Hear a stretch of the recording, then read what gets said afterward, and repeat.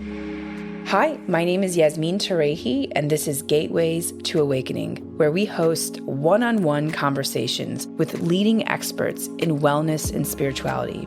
Today's episode is about the transformative power of Reiki and Kundalini Energy. On this episode, we'll be featuring our guest, Rei Chou.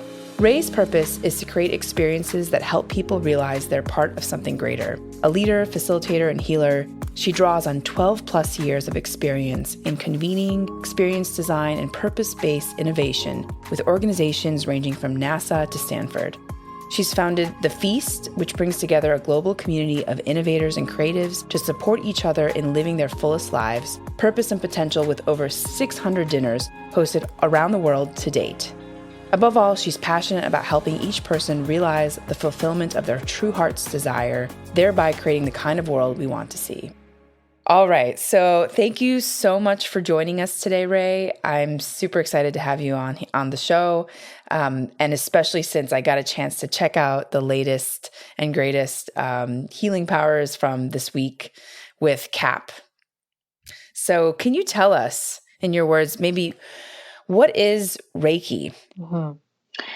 So Reiki is a form of energy healing that is a transmission-based form of energy healing. So as opposed to, me using the energy from within my body to move the energy within your body, it's really a direct transmission of universal energy.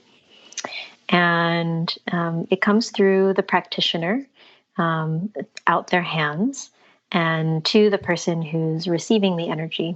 And there are all sorts of really wonderful benefits that come from Reiki. If you're receiving a Reiki healing, it can help balance energies in the body, help with emotional healing, physical healing, and spiritual healing as well.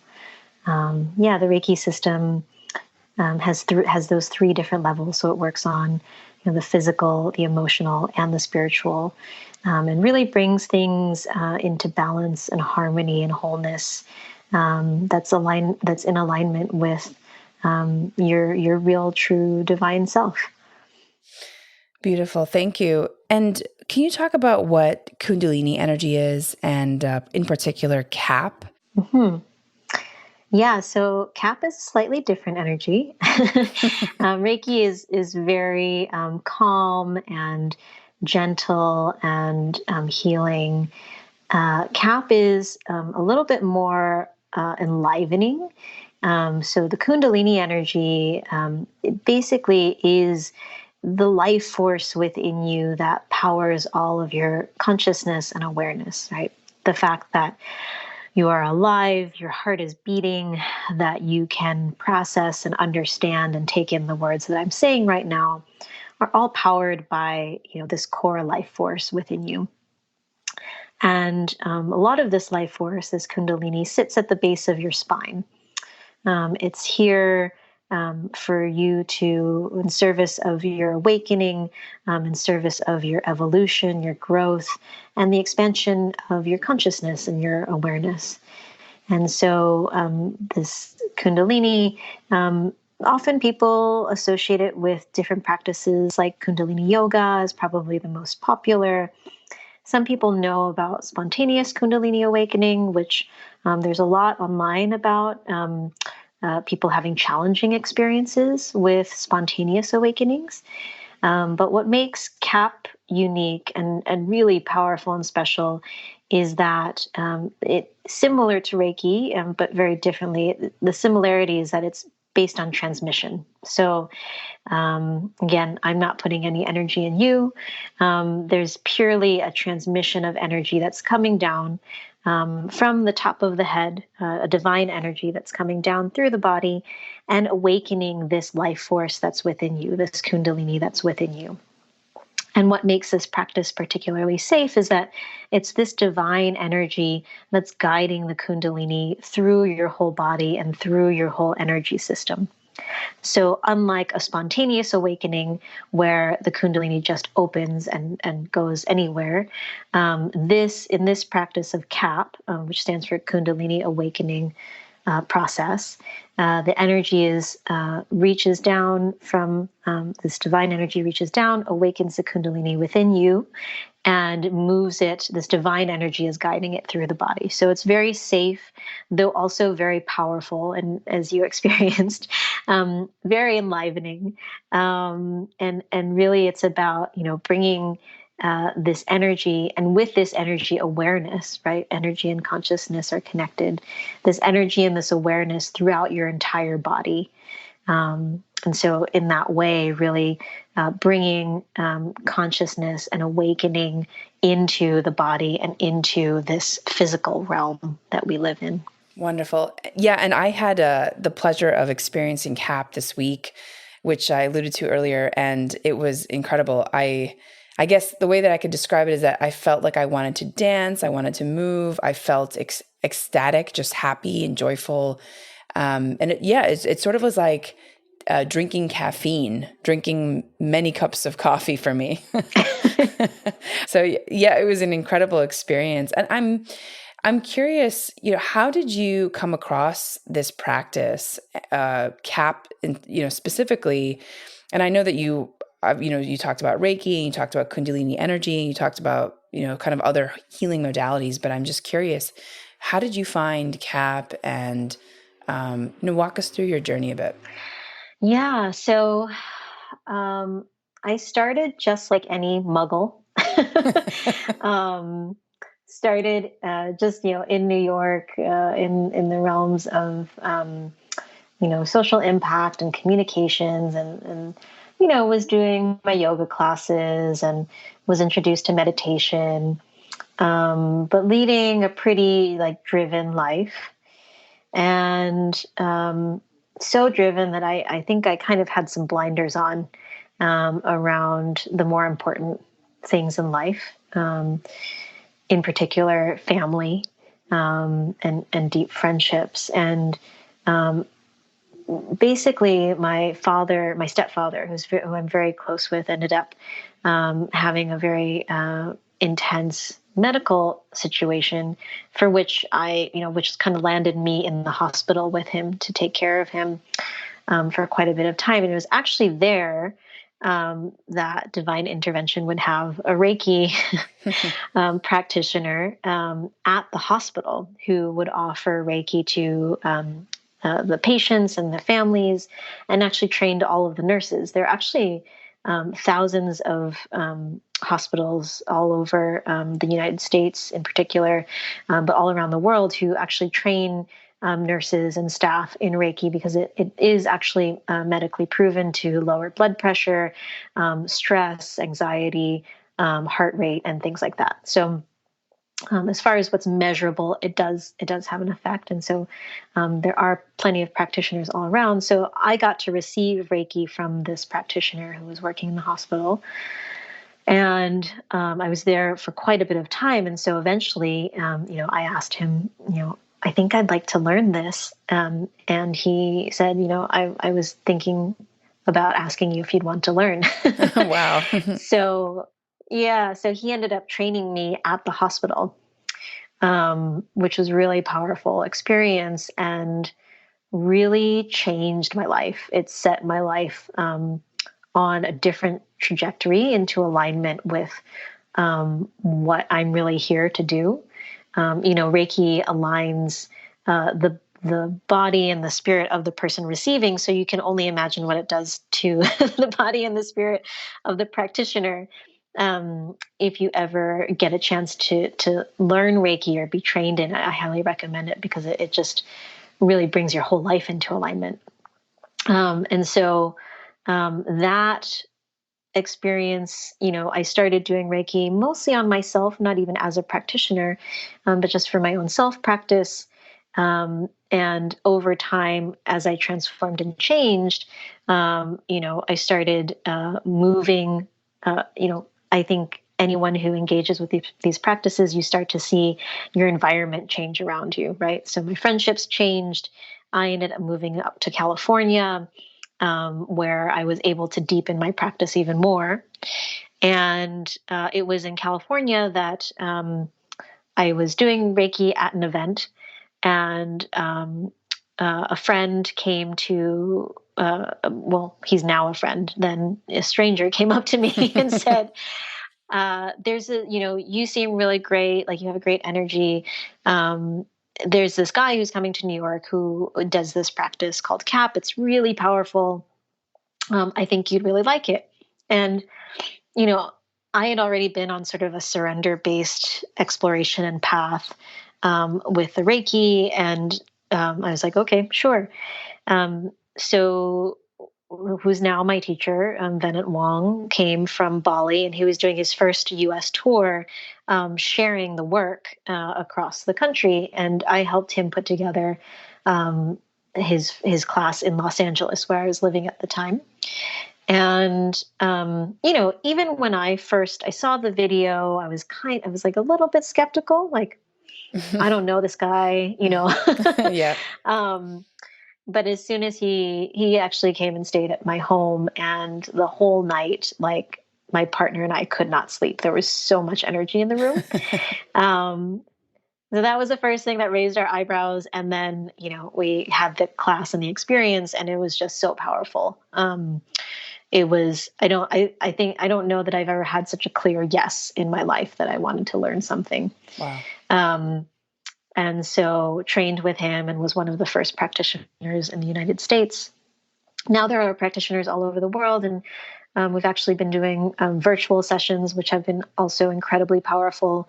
And, I think, to anyone who's listening, I think the interesting thing about both modalities is that, for me, they're both transmission based.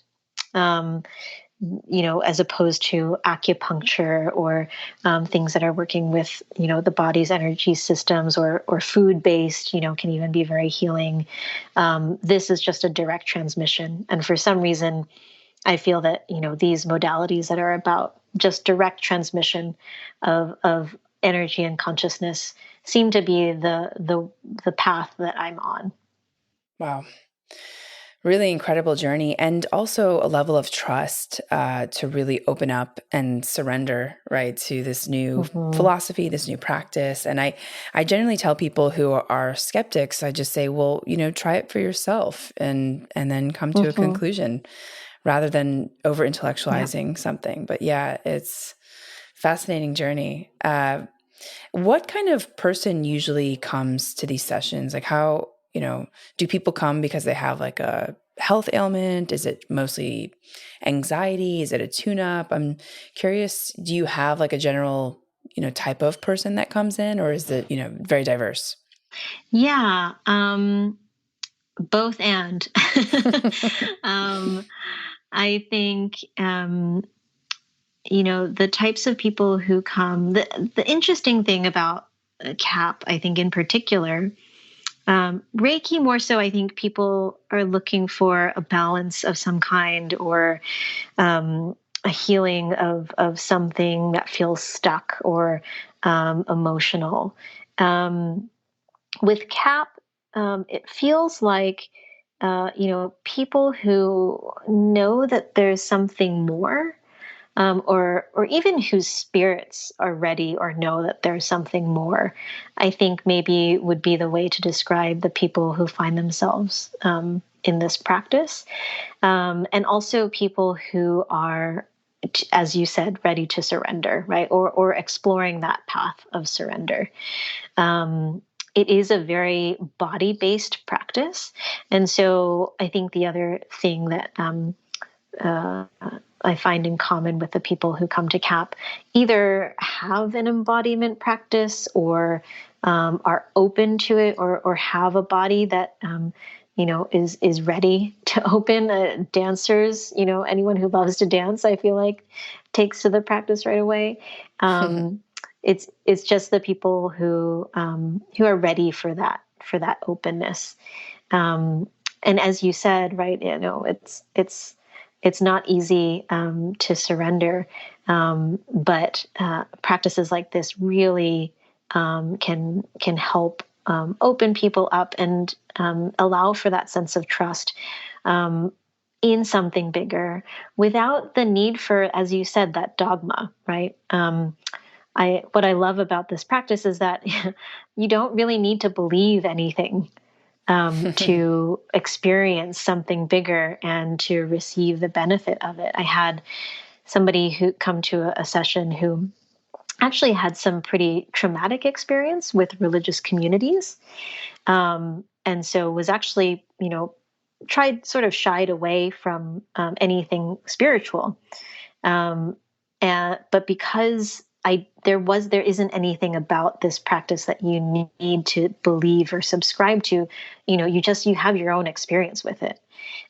He was able to really drop into a level of spirituality that he hadn't had access to since he was a very young child. And his experience was his experience and completely unique to himself.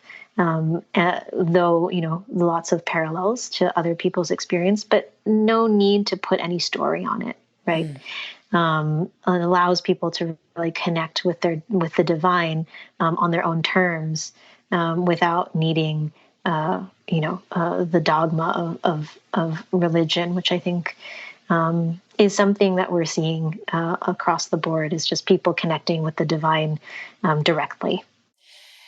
Rei, what are some interesting stories from people who have experienced KAP? I know that you just mentioned this one story, but I'm curious if you could share maybe one or two anecdotes or of people that have transformed or have experienced something, maybe not miraculous, but just newsworthy or interesting. Yeah, there have definitely been some miraculous things.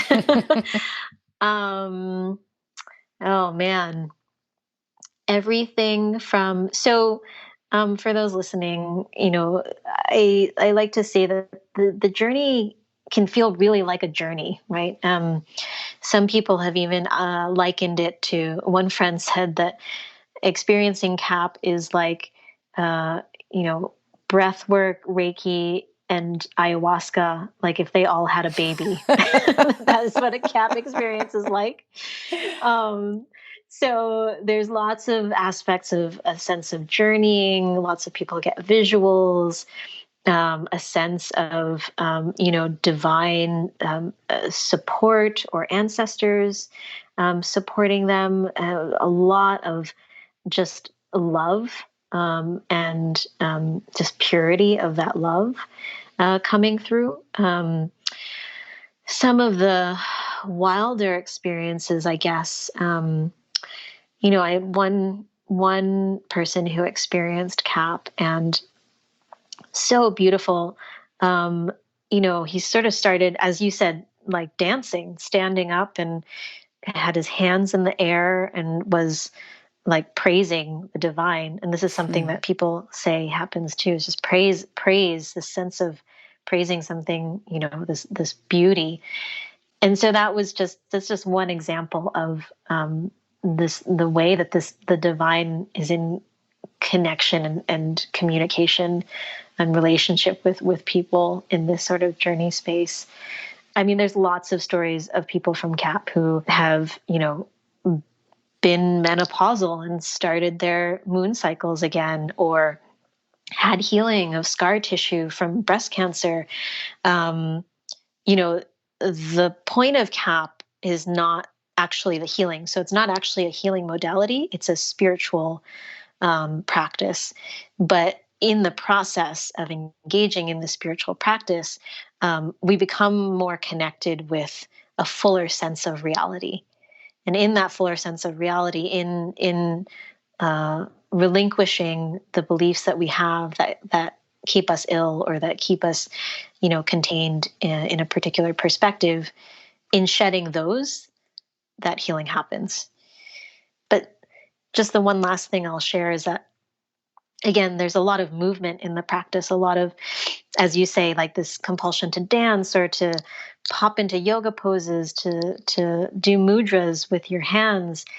I've had people in classes who will spontaneously pop into a back bend and say afterwards, like, I don't do back bends. I can't, I physically cannot do a back bend, but with the energy of the divine moving through you, it's not about you doing it, right? There's this greater energy moving through when you can surrender to the divine moving through you. That you can do more than you personally ever could if you're allowing the divine to do it. And that a lot of what the practice of KAP is about is allowing for this divine energy to dance through the body. And that's kind of what's happening when you're seeing it or when you're experiencing it. It's like the divine trying to dance through this three-dimensional physical form. And that is where all of the mudras and all of the movements from divine dance and all of yoga comes from, is the divine moving through the body, right? Right. And we try to recreate that through mimicking the postures in dance or doing the asanas and the poses to try to open up the gateways for the divine again. But the way that we received that understanding is just that when the divine is moving through, this is what surrender looks like. This is what, union looks like. This is what, connection or peace looks like when manifest through the body as the divine moving through physical form. Wow. Very cool. I'm sure that there's going to be a lot of people interested in trying this out after that description. Yeah. Yeah. Rei, why do you think that this subject is important? Mm-hmm. Oh, man. Given where we are at in this point in human history on this planet, I'm sure many who are listening can relate to the idea that it's almost like we're experiencing a quickening, right? A quickening of evolution, of our own growth, of our own insight and realizations, of change, right? And I do believe that practices like this are reaching more people because of that quickening, and that practices like this are even available because of that quickening. My teacher likes to say that, this kind of transmission of this level of consciousness and energy was really only available or possible, by gurus before. Right. Who would, share it with a very few, very ardent, committed students, right? Like 2 or 3 before they died. So those students could carry it on. And now, the fact that someone like me can share this with people, I think just the sheer fact that that's possible, I think is a sign of the times. And I think the fact that people are able to receive it and hungry for it and, able to integrate it and see the value in their lives is a sign of the times. And I think that, we are all undergoing the biggest evolution and shift in consciousness I think humanity's really ever seen. And that we are welcoming, we are choosing, we are inviting practices like these to support us in that path, and so that we can support others in their path, right? So I think that's why this practice matters, is that it's really elevating the consciousness of so many around the world by virtue of those who receive it and by virtue of all those who are touched by those who receive it. Wow, beautiful. And Rei, you are someone who has worked in a lot of different spaces before, and you've done things like experience design and purpose-based innovation. And I want to talk a little bit about your work on the feast, which Feast for Good is the title, and it's still exists today, but you can tell me if I'm wrong, but it's essentially like a dinner party for a diverse number of guests. And you have these types of dinner parties all over the world. But I'll let you tell us about Feast for Good, because I'm so curious how the Feast for Good also kind of pushed you forth in this journey, or how it's kind of related to your ethos and your philosophy of who it is to be Rei, really. Thanks for that. Yeah. So the feast has been a huge teacher for me. um, I seem to pick ventures that are deeply, how do I say, that I'm living into understanding what they want to be. And I think that the feast is really teaching me about what nourishment really is, and what fullness really means, and what it means to really, how do I say, devour and be filled by this human experience. Um, so when I first started the feast, it was really focused on bringing people together to share their skills and their gifts towards making the world a better place, very broadly. And along with my own personal journey, I started to realize that, you know, social change, as far as just fixing the problems, wasn't quite enough, wasn't really working. And so through my own inner practice, I started realizing all of the ways that I was trying to fix or change the outside world because I felt like I had to. And in my own cultivation, I started realizing that it's cliche, but that change comes from within, right? um, the inner mirrors the outer, and that if we can be more full, be more whole, that the things that we create in the world are representative of who and how we are as we create them. And so the feast now, as you mentioned, we run these very intimate dinners that are really exploring, what is it that we're hungry for?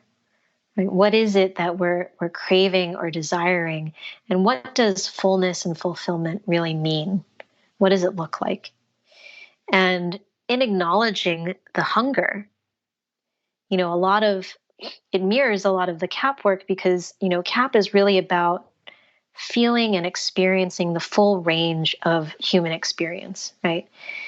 In a CAP session, you could burst out laughing, or you could cry out of grief, or you could dance in ecstatic bliss, or you could yell at the top of your lungs and let go of and experience anger that you've kept bottled up forever, right?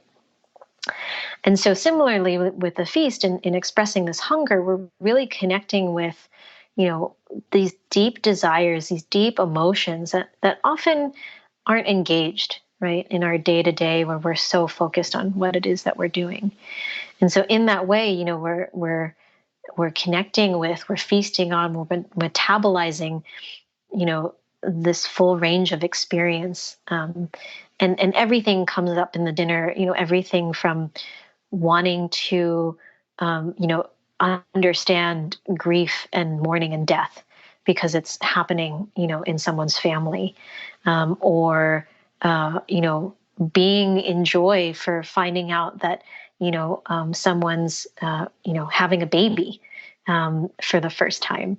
And so there's this broad spectrum of life experience at the table that we get to share in community, and to receive that very powerful witnessing by other people who are bringing that care and sharing in this wide spectrum of life, all of these ups and downs. And it's in supporting each other in our fullness and in our fulfillment. I believe the parallel to my own journey is feeling um, feeling like I had to do everything myself, and feeling a real hunger and a desire for community. And what I've seen from, gathering in this way and being in community with each other in this way is a real nourishment that comes from, not just being supported and realizing my own fulfillment, supported by others, but then also getting to revel in and be in the joy of the fulfillment of others around me, because I've also been a part of supporting them in their journey. So I get the double, fulfillment, if you will, which just creates this sense of abundance and possibility and love. Um, so that's really what the feast is about. Wow, beautiful. I think, the idea of building an intentional community and also focusing on what nourishes us, what fulfills us feels so important, especially right now when I think a lot of people are so disconnected that they're trying to fill the void or to fill the hole with everything from, drugs and relationship, overwork, you name it. I think we all have this thing that we want to fill the void with. So, wow, I think it's amazing that you've created this platform, this space for people to plug in and even just ask the question, what is, how full are you, and what would it take to become full? I think that question in itself, I feel like, should be asked every single day. Absolutely. Wow. So, Rei, what books or resources do you recommend our audience to read or check out? Or maybe it's just a public figure or philosophies that have really made an impression on you on your journey. So there are three people who come to mind who are really great resources, I think. Ram Dass, of course. His mantras and his way of bringing language to the practice, I just found super powerful, as is Adyashanti, who does just, prolific works and talks that are just really insightful.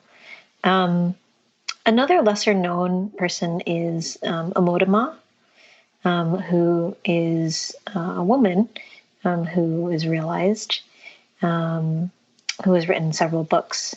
And I really appreciate her very embodied understanding of awakening that I think resonates with the KAP kind of framework and understanding as well.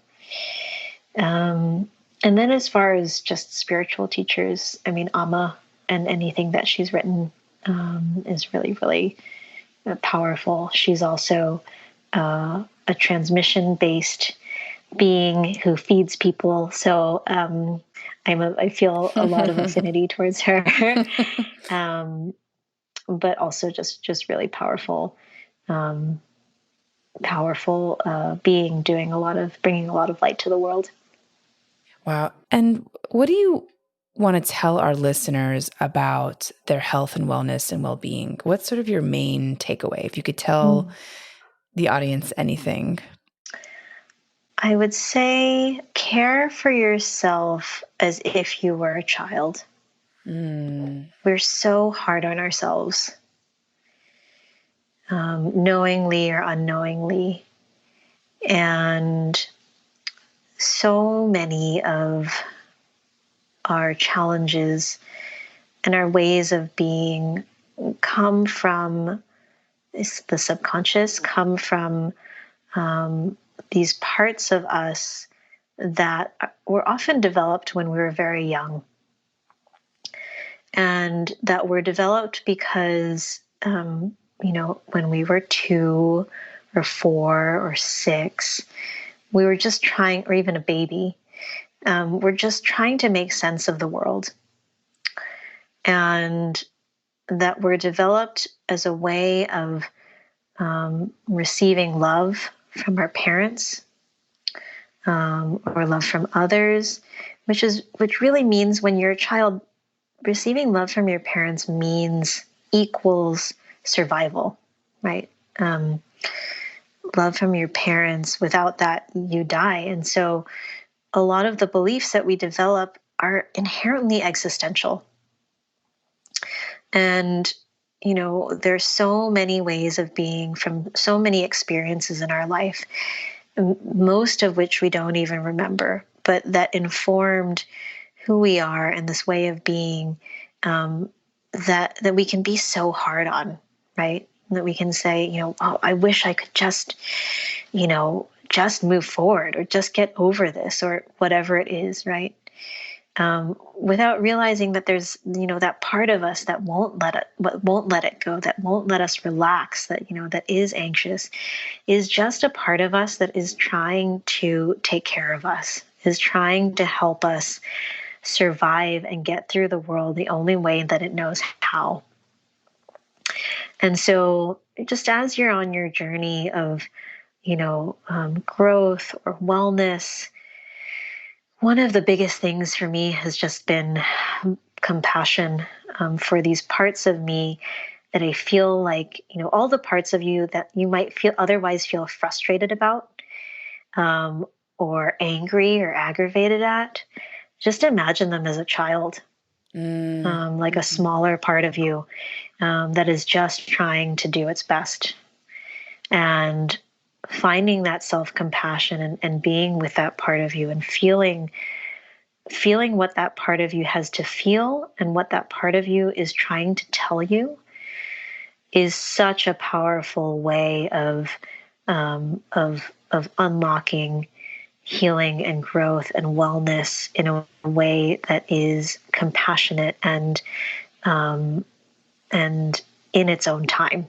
Yeah. So treating yourself as a child, or looking at the parts that you don't necessarily are not happy with or might cause you some frustration, and treating them like a child. So maybe doing it's called like inner child work, or just being really gentle with those parts of ourselves. Yeah. Yeah. That's really powerful. Yeah. Compassion and care. And Rei, where can people find you? Where can they learn more about KAP if they want to book an appointment? Obviously now everything is online, so. Yeah, they can find me at my website. This is reichou.com. And that is the same name for my Instagram as well. This is reichou.com. So those are probably the two best ways to find me. And I'd be happy to connect, answer any questions. I am also doing private and public sessions, and happy to support anyone who feels called. Amazing. Thank you so much, Rei. And I highly encourage you guys to check Rei out and KAP out, because it was an incredible session. And I just, I can definitely sense a difference. So I'm curious what other people's experiences would be. And so check out Rei. And thank you so much for your time, Rei, for sharing your knowledge with us, for taking us on your journey, talking about who you are and Feast for Good as well as KAP. Thank you for sharing your knowledge about wellness and health and well-being. We're super grateful. Thank you so much for having me. Super grateful to be able to share all this. Oh, thank you.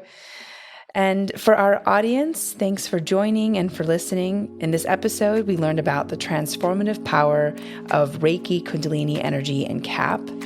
And you can tune in to Gateways to Awakening, where we host one-on-one conversations with leading experts in wellness and spirituality. Thank you.